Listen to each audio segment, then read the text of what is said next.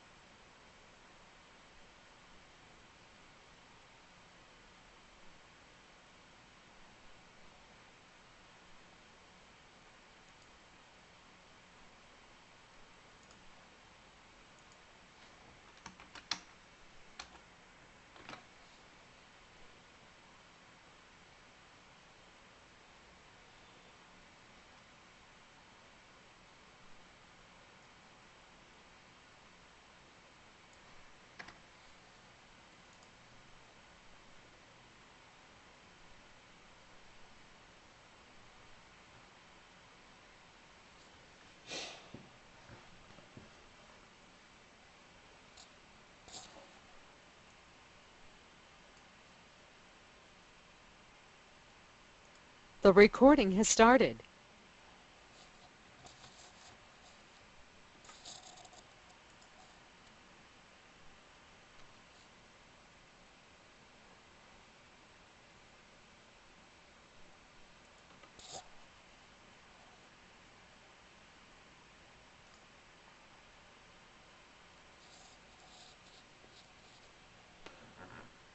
Well, hello everyone. Thank you for logging in to this important topic. Again, this workshop, this webinar is brought to you by MAC Georgia EmpowerMEnt and Georgia Ryse, which is the Georgia ILP program. As we wait for more people to start, I have a video that's going to kind of run us through some content and that explains why this particular topic is important. And this is safety active shooter.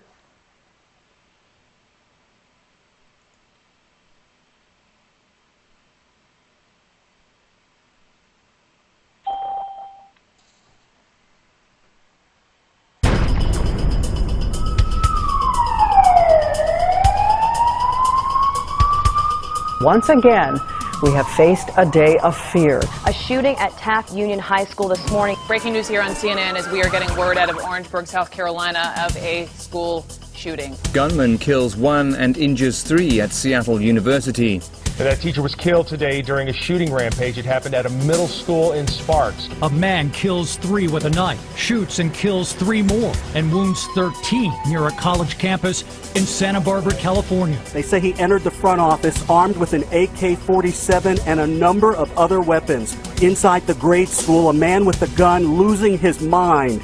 The TV station says he wanted a news crew to come to the school to record people dying. As tragedy hits close to home once again, this time out of Arapahoe High School. Terror began at 12:33 p.m. Shotgun shell on the ground, so I'm assuming they have a shotgun. Investigators say Pearson had one target, Tracy Murphy, the school librarian. This happened again at Taft Union High School. That's in the Central Valley near Bakersfield. He fired the first round, striking another student. State police say the 7th grader took the shotgun from his parents' home, modified it, hid it in a duffel bag, and opened fire inside a packed school gym. Students and staff at Purdue University in Indiana were told to shelter in place on Tuesday after police responded to a campus shooting. The school is on lockdown as police continue to search for the suspect. Another school shooting to tell you about. On Benjamin Weldon Bickers Road in southeast Atlanta.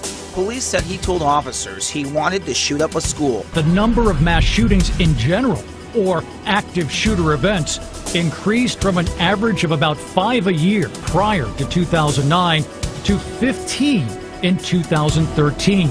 The FBI described the findings as part of the growing evidence that citizens must have insight on how to respond. This is becoming the norm. 74 incidents of gun violence of all sorts at or around American schools or colleges since Newtown. When will enough people say, stop this madness? We don't have to live like this. That's why you see training like this becoming more common. Teachers learning how to defend their classrooms. An ongoing and growing sense of vulnerability, possibly made worse by anguished but seemingly futile demands of not one more. Today at an elementary school in Atlanta, a 19-year-old man with a semi-automatic weapon made his way in, announcing his intent to kill until he was stopped in the nick of time. Desperate teachers at the Ronald E. McNair Discovery Learning Academy outside Atlanta rushing the young children single file away from danger. A police officer at the child's level telling her it will be all right. But for the parents who scrambled to a Walmart parking lot nearby, it was chaos. Police are describing the gunman as a white man around 19 years old. They tell us he told a receptionist to call local ABC affiliate WSB to send police a message. He wanted us to start filming as police die. Children telling us stories of hiding underneath their desks when they heard the gunfire. When police arrived, he fired at officers and they fired back. A glass window at the school entrance shattered, but no one was hurt and the shooter surrendered without incident. Police say that he apparently just walked through an open door right behind someone with authorized access. We have a shooting at our school. We have a teacher down. Dramatic 911 calls for help from inside Sparks Middle School in Nevada yesterday after a 12-year-old boy opens fire with a 9mm semi-automatic handgun he'd brought from home. Teacher down in the playground. They have one victim in the cafeteria, one in the hall. Police say they arrived at Sparks Middle School 3 minutes after the shooting started, but by then, it was all over. Moments after the boy, dressed in a school uniform, shot one of his classmates in the shoulder on the playground, teacher Michael Lansbury approached him, trying to get the student to put the gun down. The boy fatally shot Lansbury in the chest, then shot another student before the 12-year-old took his own life. 18-year-old Carl Pearson, a senior, walked into his school for the last time. Pearson had one target, Tracy Murphy. Murphy runs the school debate team. Pearson was recently kicked off the team. In the chaos, a 15-year-old girl was shot in the head. I have a student down in the athletic hall. She's bleeding bad. About 5 minutes after it all began, as officers closed in, police say Pearson shot himself. This is just the latest high-profile shooting for Colorado, just 15 miles from last year's movie theater massacre in Aurora, and only 8 miles from Columbine High School. A 16-year-old armed with a shotgun walked into a classroom today and shot and critically injured a teenager. Sheriff's officials say the whole horrible scene unfolded on the second floor of Taft Union High School's science building. The 16-year-old student, shotgun in hand, interrupting a class in session. A quick-thinking teacher named Ryan Heber sprung into action, ushering nearly 30 students out a back door. He started talking to the boy, reasoning with him. A campus supervisor then joined them, diffusing the situation while the school outside went into lockdown mode and officers surrounded the building. Slowly, word began to trickle out through this tiny Kern County town. Nobody killed. A teacher risked his own life and likely saved many others. Travis County District Attorney filed a petition formally charging 12-year-old Mason Campbell with 3 counts of aggravated battery with a deadly weapon. Reports said a 12-year-old student had concealed a shotgun inside a band instrument case. The suspect then approached one 11-year-old boy and 13-year-old girl who were sitting with other students inside the gym waiting for class to begin. According to witnesses, the suspect then used the shotgun to shoot the girl once in the arm and the boy twice in the face. Both victims were seriously injured. One student said the suspect fired one more round into the air before a teacher walked up to him and asked him to put down the weapon.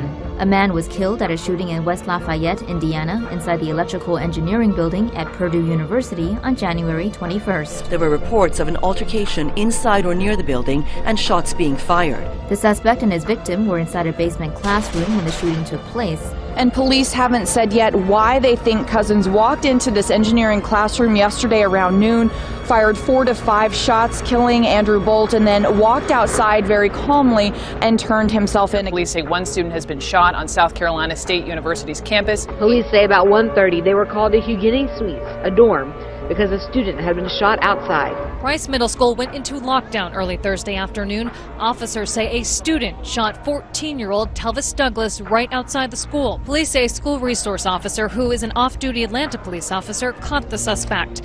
When the school went into lockdown, parents only knew a student was shot. Many rushed to the scene after their children sent them text messages. Others came at the sight of the police helicopter. 6 of its students dead. The University of California, Santa Barbara community is in mourning. The gunman who methodically planned the attack chronicled his descent into a deranged rage. A twisted video he posted Friday addressed at his perceived enemies, executed methodically. The apparent revenge fantasy set in motion Friday night, taking 6 young lives and injuring 13. 137 pages pouring from this tortured mind. Idyllic childhood memories, painful teenage years, and finally, an elaborate plot to kill. I'll give you exactly what you deserve, all of you. Police say they found 400 rounds of ammunition in Rogers' car and that he carried out his shootings with legally purchased semi-automatic handguns. He was under psychiatric care, his parents saying they did everything they could to help a shy, reclusive son, even reporting his disturbing videos to police last month. When will this insanity stop? When will enough people say, we don't have to live like this? Too many have died. Yesterday, a gunman killed one person at Seattle Pacific University. As the assailant stopped to reload his gun, a student working as a building monitor pepper sprayed him and knocked him to the ground. It's unclear why Aaron Ibarra allegedly targeted Seattle Pacific University. He was not a student there.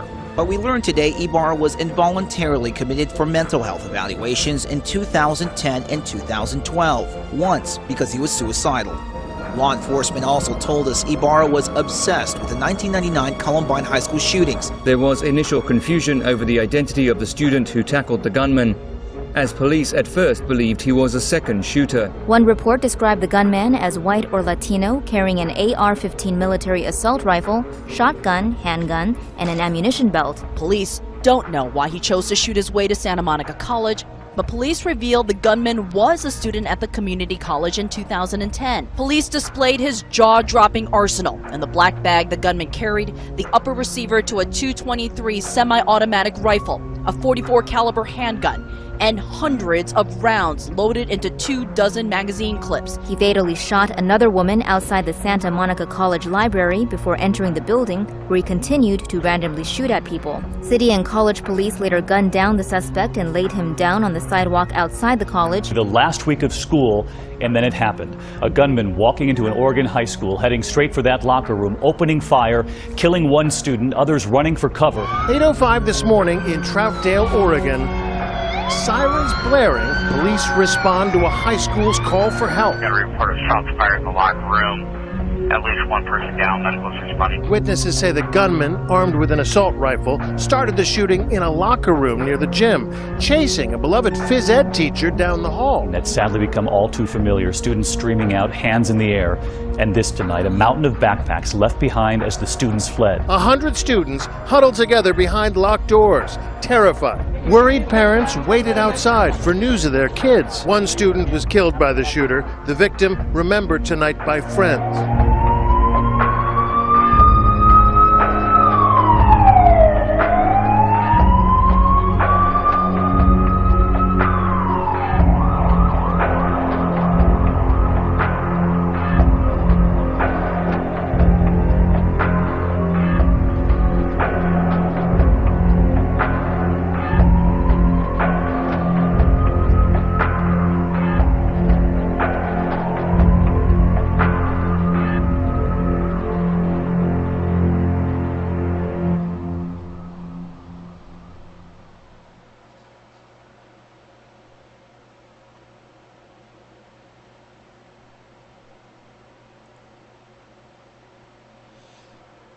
All right, so we have a few more people joined us on a few different things. We have the YouTube channel up, and we have, of course, the conference call and the Prezi that some people are following on as well.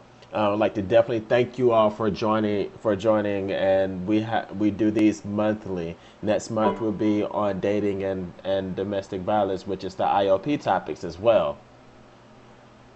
We want to make sure that you, if you're joining as a group home or a group review, and you have your young people, our brothers and sisters that are in care, that you can email that list to IOP@macforkids.org, and to make sure that the young people are getting credit for it. As well as if it's okay if your staff or anybody wants to sit in on this as well, because safety is everyone's job. Just a future, just for reference, this is a sensitive topic, so this subject may touch on some nerves, but we feel that it is important that everyone hear it. So some of the videos may be a little bit disturbing, or they may hit somebody the wrong way, and feel free to step out and take care of that. Also, if you have any questions, for those of you that are online, go ahead and feel free to type them into the chat. I'm looking at both screens, making sure that I answer any questions as they come up. I have the phones on mute, so you won't be able to kind of talk, because there'll be too many people talking at the same time. All right, so this is Active Shooter from Mac Georgia EmpowerMEnt. The webinars happen monthly via Georgia IOP, Georgia Ryse.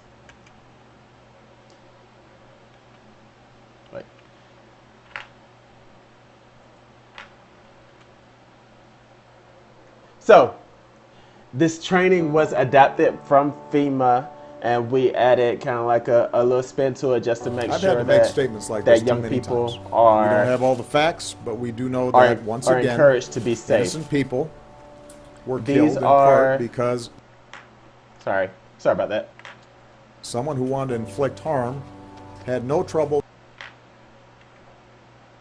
These are the people that helped to create this and make sure that the presentation is good to go. So we have our Mac security force. And start off, we have Andre Blanchard. He is former Army, as you can tell from the picture. So he has extensive knowledge about weapons, and military folks have to go through this training. We have Mr. Hakeem Hart, who is a martial arts instructor. He's former military as well. And then myself, I am a martial artist, and I am current Navy Reserve.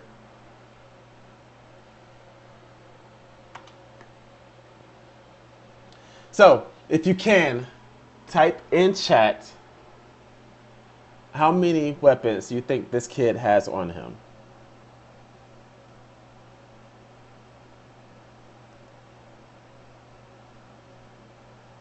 And see, some people say 3, some say 4. All right. So this particular video is short, but it goes to show you that you just can't tell sometimes what people are carrying with them. As this student's appearance demonstrates, having a lax policy about dress makes it easy for a student to conceal a weapon and makes it difficult to identify intruders on campus. A dress code can reduce weapons violations, relieve tensions between gangs, reduce disciplinary infractions, and generally improve the atmosphere of the school. Our policy requires that students tuck in their shirts, making the belt line visible at all times. Our students may not wear baggy pants or colors and insignias that are commonly associated with gang activity. This policy was a collaborative effort between the parents, teachers, and administrators in this community. So I think the first time that I saw this, I was a little bit disturbed by it because of how many weapons that he pulled out of him, and he's just wearing just normal everyday clothes. And so this goes to show you that an active shooter can carry multiple weapons on them, even though they may not be carrying a book bag, or they may not be carrying that duffel bag, or wearing a trench coat, or what have you. Just being prepared.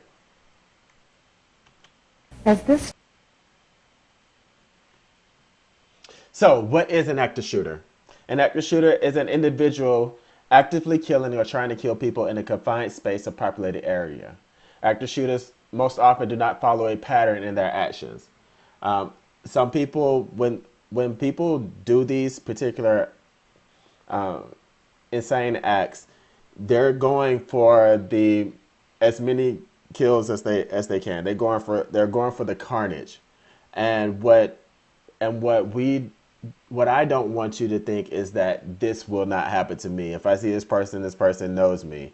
At this point in time, that person may just be insane. They don't know anybody. They don't care about anybody. So a safe rule to follow is this will possibly happen to me. Let me find a way to get out. As always, I see more people are joining. Please go ahead and type your information. Type any questions that you have into any of the chats that you're on. And J Mill, that 7 was completely off. I think he had, I can't remember how many he counted, or I counted. All right, so this particular video, I want you to watch it, and this is going to give you a lot of information about what to do during an active shooter scenario. If you have any questions that come up throughout the video, please type them in the chat, and I'm gonna write them down, and we're going to go over those as well.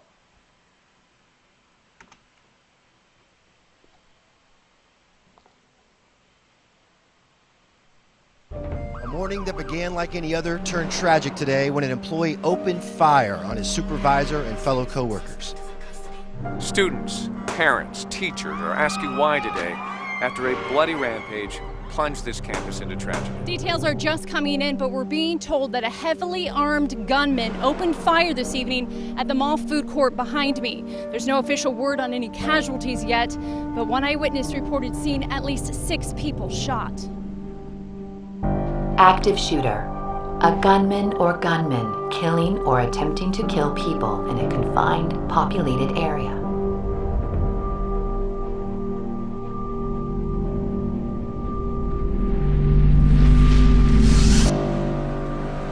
You gotta get some sleep. You're looking like a vampire. You sleep. You ain't got no babies at home keeping you up. What the hell? Ah, Sim again. We've tried. I'm sorry. We're gonna have to let you go. Active shooter killings are a tragic, unpredictable reality, and one that's becoming more common. Since 2006, the U.S. has averaged an active shooter event with 4 or more deaths every 2.9 months. Even though the number of active shooter events has been increasing, your odds of being involved in one are still very slim. But just like fire drills and earthquake preparedness, making a plan in advance can make all the difference. Yeah, but lizards live in tanks. I mean, it's probably fine. If you do find yourself in the middle of a senseless attack, the why doesn't matter. Hey. Hey, buddy. Hang on, something's happening. What matters is surviving.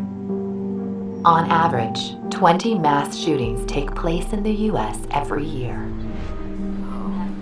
Killers usually choose their victims at random. They look for easy targets.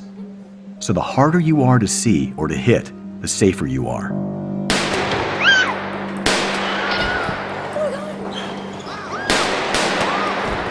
When an attack starts, if you can find a way out of the location, do so. Get out. If you stay calm and think clearly, even in the middle of a life and death event, you improve your chances of making it out. Visualize your movements in advance. What are we gonna do? Look at me, look at me. I can get us out. Stay behind me. Stay down. Use cover, something that will stop a bullet, and concealment, something that at least keeps you out of sight. Attention South LA units, code 3 response needed regarding a 245 DSV 417. This will be at the Town Center shopping mall. Suspects wearing a face mask, possible body armor. Use any available means to get out, including emergency exits or windows. Most restaurants and retail locations will also have exits in the back through kitchens or stock rooms.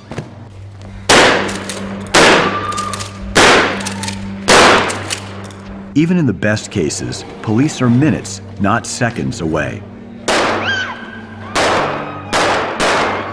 You must take action to protect yourself.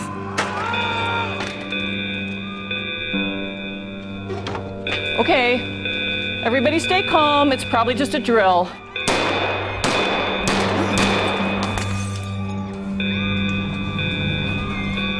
No, go back, go back. Oh my God, come here.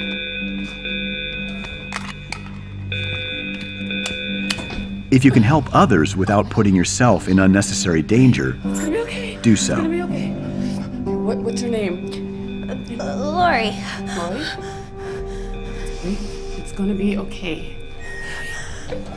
If you can't move safely to an exit, get to a room or a confined area you can lock down. Then secure the location.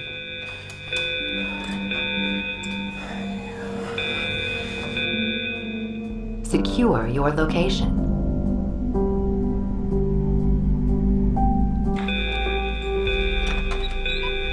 Oh my God. There's somebody shooting. Everybody stay calm. Remember how we train.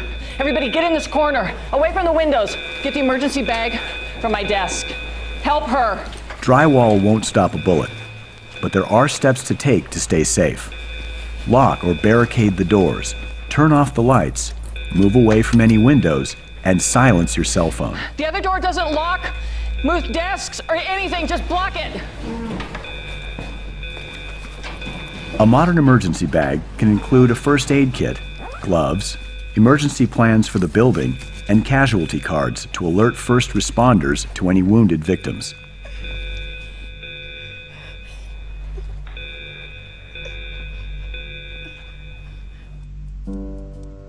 Most active shooter situations are over in 10 to 15 minutes. Attention Lakeway units, code 3 is needed. Red 245 GSV 417. It's going to be at Alexandria College. Multiple victims down. Law enforcement's first responsibility when entering an active shooter situation is to stop the suspect, not to render aid to the victims.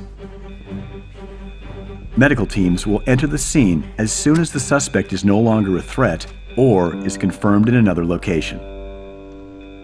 Silence any cell phones and remain quiet. Do not alert the shooter to your presence.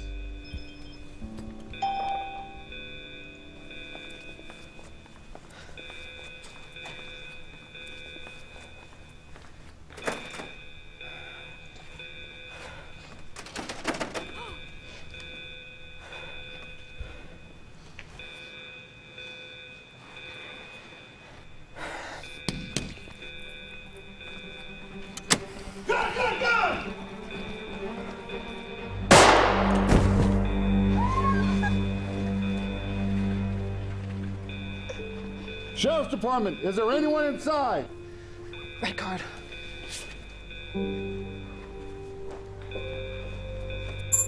Just hang tight. We'll be back to get you. Defend yourself.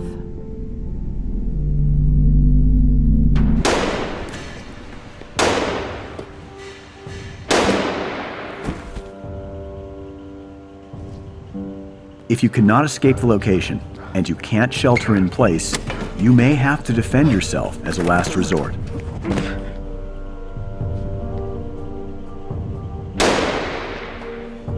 Almost anything can be turned into an improvised weapon. Look for something that can disrupt the shooter's ability to see, breathe, or control their weapon.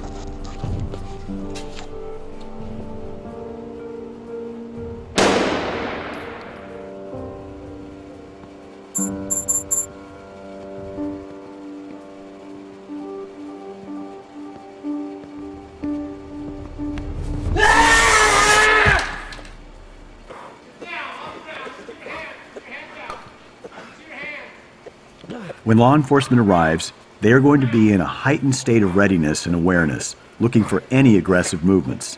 So keep your hands visible and follow any commands you are given. He's a shooter. What happened? What happened? Oh, it's just a shooter. I just saw one shooter. Especially in developing situations, engaging law enforcement, running toward them, reaching for them, even to thank them, could put people at risk.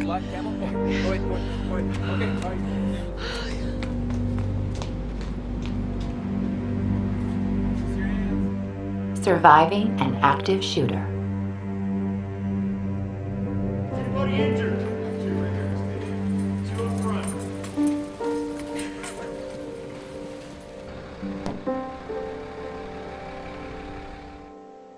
For more information, Thank you. Seriously. visit activeshooter.lasd.org.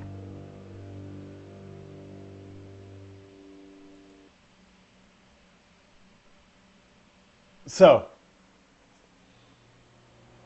as you saw, active shooters happen in every situation or any type of situation. And as I remember, there were some that happened in traffic. Some people were sitting in traffic. There was the nightclub. There's a lot of different times or a lot of different places and a lot of different circumstances that an active shooter would happen. The purpose of this presentation is like you can never really be mentally prepared for it, but you can have a training so that if something does happen, you know what to look for, or you know what to prep for when you walk into a mall, and you know what to tell your kids when they're going into school, like where's the exit, what can you do, where's a safe place if something was to happen where you can lock yourself, you can barricade yourself in. These are some of the questions that we want you to be able to ask and talk about when you're sitting down at the dinner table, when you're going through those different plans for young people that are in care, or for our brothers and sisters that are transitioning from care and you're going to college and you're going to work and stuff like that. Thinking about this subject so that you'll know ahead of time what to do. So, what you can do to prepare. Respond, prepare, follow up, and call 911 when it is safe to do so. You want to make sure that if you can evacuate, do so. If you can hide, do that. And if all this fails, you want to be able to take action. So the question is, when can you evacuate? The question is, can you leave right away? If by you moving, will that draw too much attention to yourself that the perpetrator may see you moving and you'll be a target? Do you know exactly where to go? And should you help others? My rule of thumb for when it comes to helping others is, will it put you in even more danger? If there is somebody that's just screaming and holding on to you and slowing you down, do you really want to take that chance? I know it seems kind of dehumanizing to think about it, but you really have to think about that. Do you have your kids with you? Can you just run and dart off and leave your kids or what have you? So think about those. And what happens if you see law enforcement? When you're running away from the situation, a lot of times the law enforcement are running towards the situation. And just a little bit of fact, what used to happen in the past was when there was an active shooter situation, police would arrive on the scene and they would wait outside until further backup come, and then they'd start negotiating. But all the while they was negotiating, some people inside were getting shot. And so now the new protocol is when the police arrive on the scene, they're going in to try and neutralize the subject. And that's what it said in the video. Within 7 minutes, everything stops. And so when you see the police officers, and even throughout my training with the Navy, when we're coming onto the situation, when we're coming onto the scene, we're at a heightened sense of alert, because we don't know who's who. We don't know who's the victim and who's the bad guy. So when people are rushing at us, when we're going around the corner with our guns, we have to put our guns on everybody. We have to put the sight on everybody, and just to make sure, it's just a precaution. And so if you're the person running and you're trying to run for safety, run with your hands up. And if there's anything in your hand, anything at all, drop it. I mean, it's difficult. I know it's difficult to say drop your iPhone, but drop the iPhone. It's better you drop the iPhone and it crack and break than for you to throw your hands up and we see that silver flash, or we see something and it makes us think that, okay, this person may be the shooter. Do not hold on to the law enforcement, and don't necessarily try to direct them towards to the injured people, because when we arrive on the scene, our job is not to give medical assistance. Our job is to stop the bad guy and try and make sure that nothing else happens to anyone else. As a matter of fact, EMS, fire department, no one else can come on the scene to do their job until we have cleared the scene. So make sure that you understand that it's not that police officers or law enforcement, or if you happen to be on a military base, that the military police are being mean and cruel. It's just that they have a certain job to do so that other people can do their job.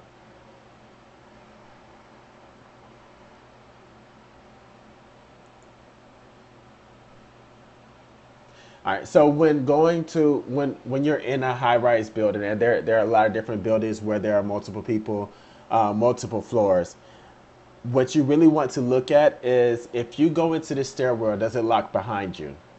And also, what floors can you re-enter at? Like what floors have doors that you can go back into? And so if you look at this picture at the bottom, it says you can enter at lower lobby, which is LL. Floor number 5, 9, 14, 18, and 22. And why is this important? Because a lot of times when there are active shooters, there are people that work in the building. So they may know that, okay, if I start something down here, people are going to run towards the stairs. And I know that once the doors close behind them, that they're locked. So that means they only have one way to go. They can only come down. And so it's pretty much like shooting fish in a barrel. And so you want to make sure that you know ahead of time that if I go into this stairwell trying to escape from something, that I know which floors I get back onto and find some hiding places. Where should you hide? My place would be something that does not have windows, and some place where you could barricade yourself in. So if there are filing cabinets, that you could barricade the door, that's great. You want to put as much in between you and that person and the bad guy. And I already went over what happens if law enforcement arrives on the scene. And if it comes to it, you want to try and incapacitate the shooter. You don't want to go soft on them. You want to go as hard as possible, because their job or their motive is to cause as many casualties as possible. So if you have not, go on YouTube and look at some different trainings about how to incapacitate, especially in a group in classrooms. I know classrooms have started to do special trainings on this. It's just like they do fire drills, they do tornado drills, now they do active shooter drills. All right, so this is important.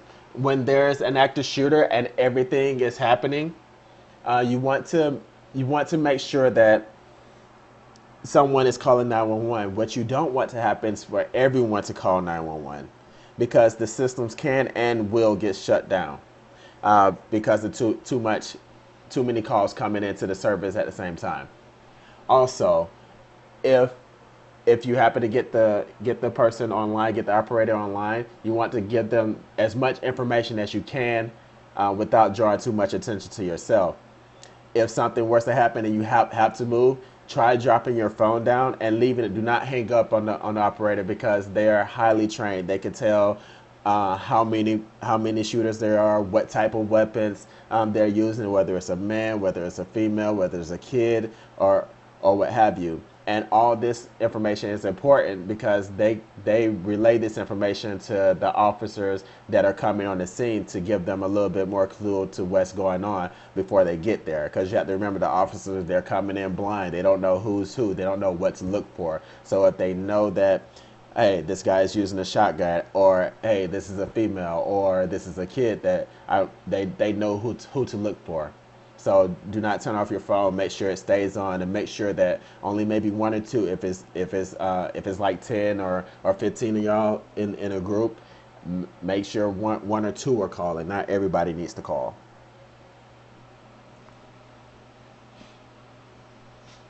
All right. So when help arrived and you stayed you were in your hiding spot, like in the video where the school teacher slid the card up under the door, stay there. It makes it one less place for the officers to have to search if everybody's moving around. Stay in your hiding spot, barricade it in, keep your hands visible. Don't make any sudden movements. Sudden movements, it just attracts attention, and sometimes that negative attention in that type of situation. And my personal one is, you're not safe until you are into your home and safe. And what that means is a lot of some of the different scenarios that happened over the last year or the last few years, where there was active shooters. The shooting was the first part. What they found after the fact was when canvassing the area, that there were different IEDs, or improvised explosive bombs, set in different places where people were standing after they thought that they were safe when they came out. And so my rule of thumb is that you're not safe until you're at home and safe, because they found these different bombs, and what happened was it just didn't go off. And that's what saved all those people's lives, because they came in, they shot up, and they knew people were going to run. They knew the location. They knew where people were going to run. And so always be alert and always be aware, even if if you think you're outside of danger.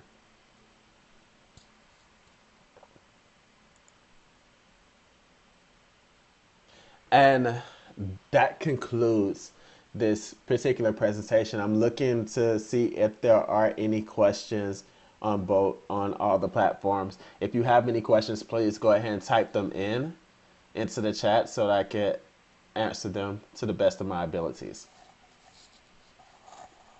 I'll give about a minute or so.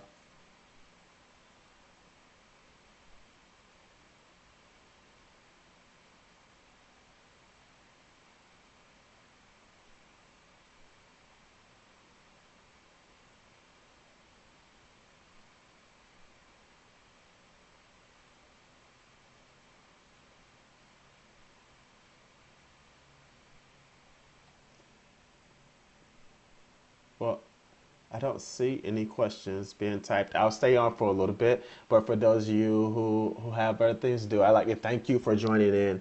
As I said, next month the workshop will be around dating and domestic violence, and what to do, and some different resources around that. So please join in. That will be the IOP workshops, and we're looking at doing something special for the webinars as well. If you have any suggestions or any comments, any of your thoughts, please go ahead and direct those to iop@macforkids.org. We definitely want your feedback to make these better. As I said, I'll be on for a little bit. If you have any questions, go ahead and type them in. But other than that, though, this presentation is done. Thank you all.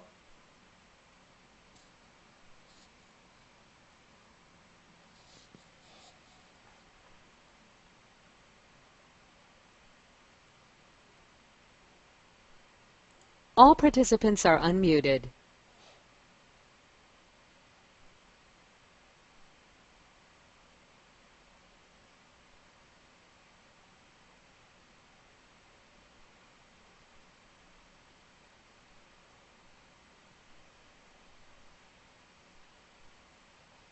This session is no longer being recorded.